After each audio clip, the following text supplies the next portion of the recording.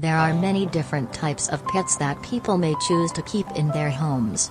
Some common pet animals include dogs, cats, birds, fish, reptiles, such as snakes and lizards, and small mammals, such as ferrets and chinchillas.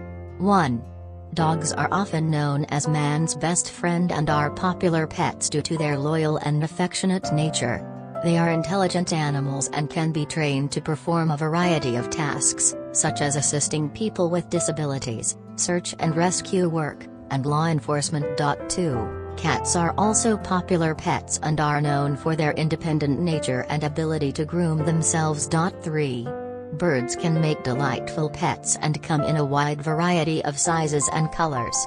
Many people enjoy the beauty and songs of birds such as canaries, parakeets, and finches. 4. Fish are a popular choice for pet owners who want a low-maintenance animal.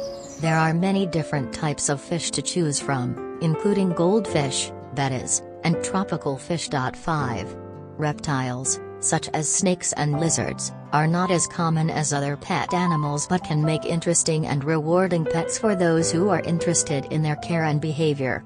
Small mammals, like ferrets and chinchillas, are also popular choices for pets. They are social animals and require attention and care from their owners.